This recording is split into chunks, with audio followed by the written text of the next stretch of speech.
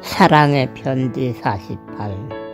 오늘의 글 제목은 땅에 있는 지체를 죽이라 입니다. 지구에서 살아가고 있는 피조물 중에 근심 걱정을 하지 않으면서 살아가는 피조물이 있을까요? 짐승을 잡아서 먹고 살아가는 호랑이 사자도, 잡초를 먹고 살아가는 양염소도 근심 걱정을 하지 않습니다. 근심 걱정을 하면서 살아가는 것은 사람뿐입니다. 저는 소식적부터 근심 걱정을 하지 않고 살아가는 방법이 없을까 하는 생각을 많이 했습니다. 고통스러운 삶이 싫었고 조롱받는 삶이 너무나도 싫었기 때문입니다. 철이 들기 전부터 어떻게 하면 뼈가 부러지지 않을까 하는 근심과 어떻게 하면 사람들에게 놀림을 받지 않을까 하는 걱정으로 눈치를 보면서 살아야 하는 불우한 삶을 살았기 때문입니다.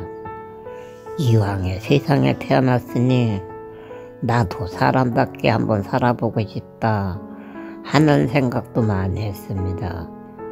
궁핍한 가정에서 희귀한 병을 안고 태어난 저는 청소년, 청년의 때에도 행복이 무엇인지 모르면서 근심 걱정으로 한숨 짓는 날들을 보냈기 때문입니다. 왜 한숨 짓는 삶을 살아온 것일까요? 어느 곳에도 내가 살 곳은 없을 것이다. 사람답게 살아갈 수 있는 땅도 없을 것이다 하는 생각에 마음이 늘 안타까웠기 때문입니다.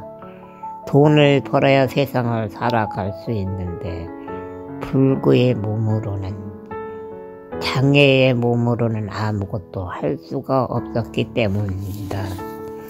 그래서 저는 나에게는 정말이지 죽을 때까지도 행복은 없을 것이다 하는 생각에 절망을 했습니다. 슬퍼했습니다. 그로 인하여 근심 걱정으로 한숨으로 젊은 시절을 보낸 것입니다. 그러나 한 가지 마음에 간직한 것이 있었습니다. 열심히 살다 보면 언젠가는 분명히 좋은 기회가 찾아올 것이다. 기회가 찾아왔을 때 나는 꼭 붙잡아야 한다 하는 생각입니다. 죽은 마음에서 어떻게 희망의 생각이 숨어 있었던 것일까요? 사람에게는 그 누구나 인생의 삶 속에서 3번의 기회가 찾아온다 하고 어른들이 말했기 때문입니다. 그 말이 자신에게도 적용될지 모른다는 생각을 했습니다. 실오라기 같은 희망을 부여잡고 살아온 것입니다.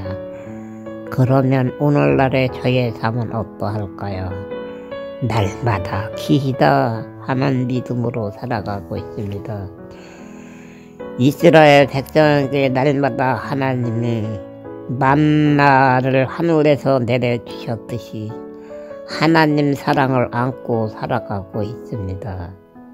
사람은 왜 근심 걱정을 하면서 살아가고 있는 것일까요? 마음에 탐심을 안고 있기 때문입니다. 골로새서 3장 5절에 그러므로 땅에 있는 지체를 죽이라. 곧 음란과 부정과 사욕과 악한 정욕과 탐심이니 탐심은 우상 숭배니라 하고 말씀합니다. 사람의 마음에는 음란, 부정, 사욕, 악한 정욕이 자리 잡고 있습니다.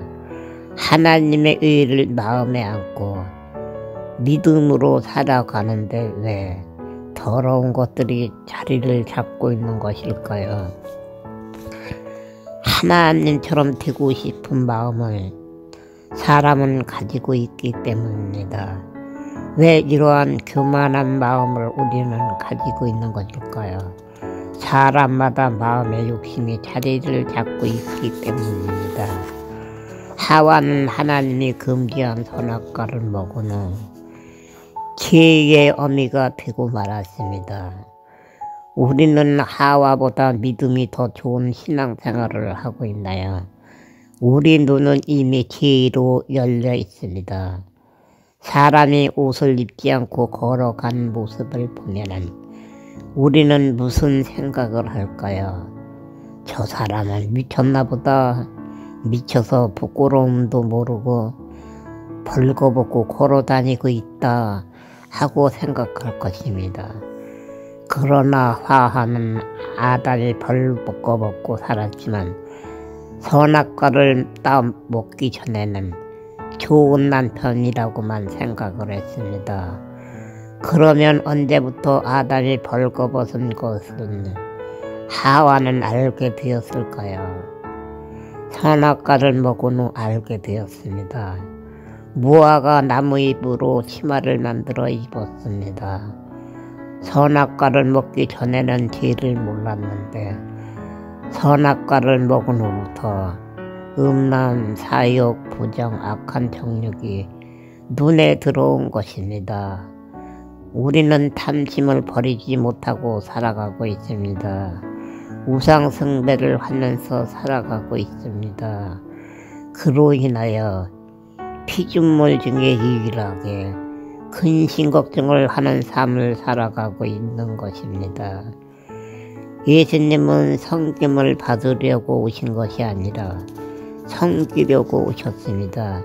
십자가에서 피와 물을 아낌없이 우리에게 주셨습니다. 그로 인하여 우리는 예수를 믿으면 그 누구나 구원을 받을 수 있게 되었습니다. 오늘날의 문제는 무엇일까요? 거짓 선지자들이 너무 많습니다. 자신을 섬기라고 합니다. 돈을 갈취하면서 천국을 이야기합니다. 자신이 믿는 하나님만 참신이라고 현혹합니다. 미혹을 합니다.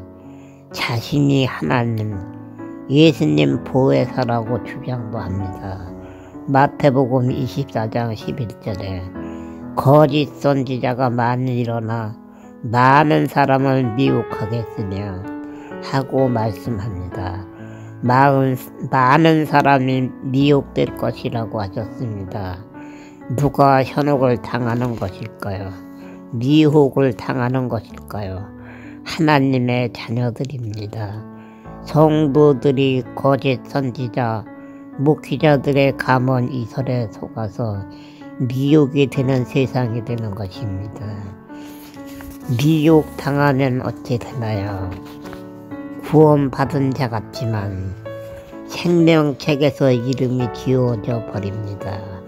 하나님이 이름을 지워버리신 것입니다. 어떻게 해야 하나요? 성경을 보아야 합니다. 성경이 진리이고 천국으로 가는 지름길입니다. 또 한 가지는 내가 다니는 교회 목사님도 검증해 보아야 합니다. 사람들이 당신이 다니는 교회는 이단이야 하는 말을 한다면 아무리 담임 목사의 말이 진실인 것 같을지라도 생각해 보아야 합니다. 열심히 교회에 다니며 복음을 전해도 잘못된 교회를 다니고 있다면 지옥을 향해 가고 있음을 알아야 합니다. 나를 많이 강조하는 자, 돈을 사랑하는 자, 비평을 많이 하는 자는 대부분 거짓 목자입니다. 성경을 오도하는 자는 거짓 목자입니다. 여러분, 너는 지옥으로 가라 하고 예수님이 말씀하시면 어떻게 하실 것입니까? 우리가 예수를 믿는 것은 천국 소망이 되어야 합니다. 구원이 없는 교회에 다니다가 지옥에 가면 어찌하실 것입니까? 여러분 안녕하세요. 가족분들도 평안하시겠지요. 주님의 은혜 안에서 평안하시기를 기도합니다. 오늘은 현 시대의 흐름을 생각하며 편지를 쓰고 있습니다. 세월이 흘러갈수록 좋은 세상이 되어야 하는데 거짓이 많은 어지러운 세상에 되어가고 있습니다. 미혹된 세상에서 복음을 전하는 것이 어려운 것이 현실이지만 복음은 가장 아름다운 선물임을 알기에 땅에 있는 지체를 죽이라고 하신 주님의 말씀을 마음에 담으며 오늘도 편지를 쓰고 있습니다. 여러분, 미혹의 영을 이기시는 날들이 되시기를 기도합니다. 감사합니다. 주님의 사랑 안에서 평강하시기를 기도합니다. 샬롬.